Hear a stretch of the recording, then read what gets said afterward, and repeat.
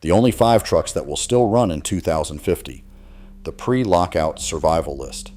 By 2050, an estimated 85% of the diesel trucks sitting in American driveways right now will be legally unable to operate, not because the engines failed, but because the software that governs them will have been declared obsolete.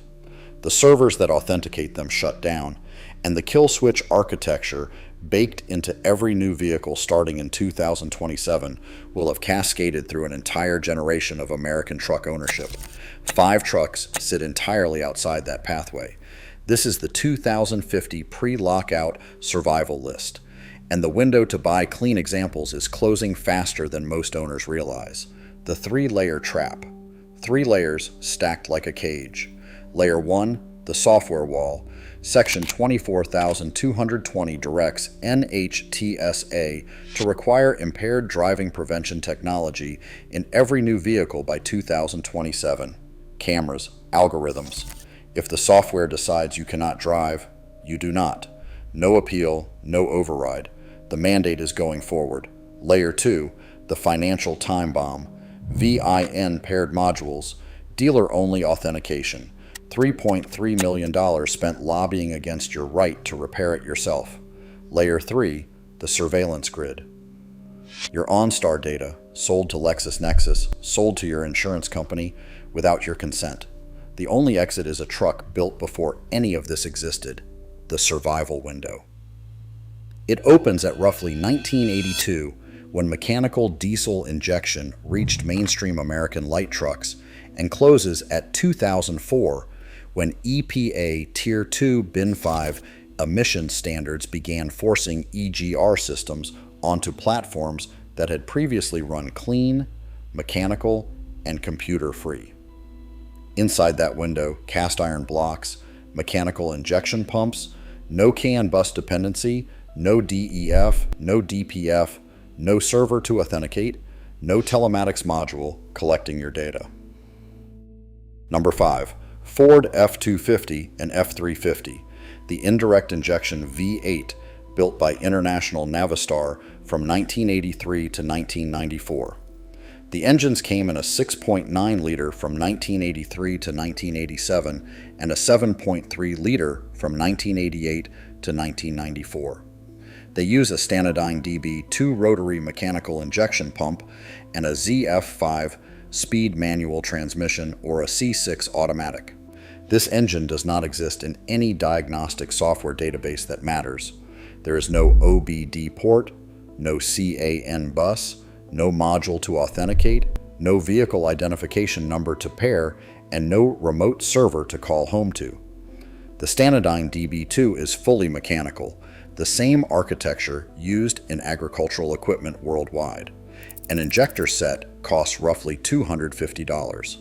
The known failure points, the glow plug controller, and the injection pump return lines cost under $100 and can be fixed with hand tools.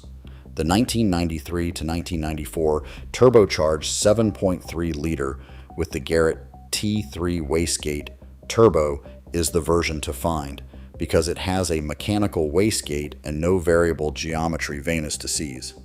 In the market, clean turbo indirect injection F-250s that traded at $4,000 to $6,000 in 2018 now clear $12,000 to $16,000 in private sales. Number 4. Dodge Ram W250 and W350, first-generation Cummins, from 1989 to 1993. Cummins 5.9-liter 6BT, 160 horsepower and 400 pound-feet. Bosch VE rotary mechanical pump. G-Trag G360 5-speed manual or A727 torque flight automatic. Dana 60 front, Dana 70 or 80 rear. Not the 12-valve P-pump Cummins this channel covered on the 2040 list. This is the VE pump generation that came before it. Simpler. The Bosch VE is a single plunger distributor pump. Injection timing advance is governed by a centrifugal mechanism inside the pump housing. If the fuel shutoff solenoid fails, you wire in a toggle switch. Cost under $5. The G360 was built by Getrag in Germany. the same supplier building gearboxes for BMW at the time, and designed for heavy commercial applications. No electronics in the drivetrain. The W prefix indicates Dana Axles, purpose-built heavy-duty platform. Market: a 1991 W250 4x4 manual that sold for $7,000 in 2021 now lists at $18,000 to $28,000 for clean examples. Number 3. Silverado HD and Sierra HD LB7 Duramax, 2001 to early 2004. DMAX 6.6 liter LB7, 300 horsepower, 520 pound-feet. Bosch CP3 injection pump. Allison 1005 speed commercial automatic. Zero emissions equipment, no EGR, no DPF, no DEF, no SCR. The truck General Motors got exactly right, then immediately compromised. The LB7 launched before Environmental Protection Agency Tier 2 Bin 5, so it carries zero emissions equipment. The LLY that replaced it in mid-2004 added an EGR valve. The LMM added a DPF.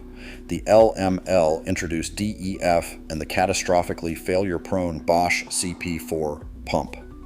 The LB7's factory injectors need replacement. General Motors extended the warranty to 200,000 miles, but modern Bosch replacements are better than the originals. The Allison 1000 was over-engineered for a pickup. Its maximum input torque rating exceeds what the LB7 produces by roughly a factor of 2. It will not be the failure point. Market: LB7 Silverado 2500s that sold for $8,000 to $12,000 in 2019 now trade at $22,000 to $38,000 for documented examples. Number 2.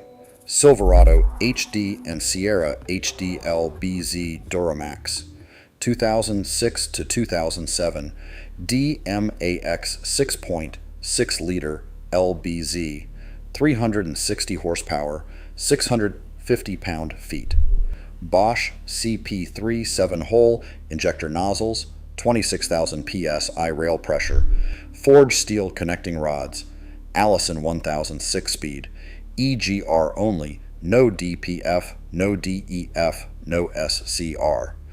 The last Duramax before the emissions cliff. It has one emissions device, an EGR valve. Block-off plate, $40 one afternoon. Done. Forged rods handle 600 to 650 horsepower on stock hardware.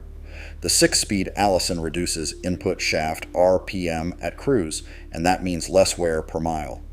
2 years of production. GM moved to the LMM with a DPF at 2007.5. Clean examples are genuinely scarce. Market: LBZ trucks listed at $14,000 to $18,000 in 2020 now. Command: $32,000 to $48,000 for low mileage. Documented examples. Number 1. Toyota Hilux N60 4th generation pickup 2LT, produced from 1984 to 1988. The 2LT is a 2.4-liter SOHC turbo diesel rated at 83 horsepower and 137 pound-feet of torque. Mechanical indirect injection, RF1A gear-driven transfer case, now importable under the U.S. 25-year rule. In 2005, a BBC Top Gear crew found a 1988 N50 Hilux with 190,000 miles on the odometer. They set it on fire. They drove it into the sea. They left it on top of a building that was then demolished around it. After each event, it was repaired using only the tools from a standard truck toolbox. After all of that, the engine started. That is documented. The truck is on display at the National Motor Museum at Beaulieu. No electronic injection control, no throttle by wire, no computer governing the fuel system. The RF1A gear-driven transfer case cannot fail the way chain-driven units do. These trucks are now fully importable from Japan, Australia, and the Middle East, with running examples available for $8,000 to $18,000 landed. If you believe you should own what you paid for, like this video, share it with someone standing in a dealership right now, subscribe, and join the resistance. The movement starts here.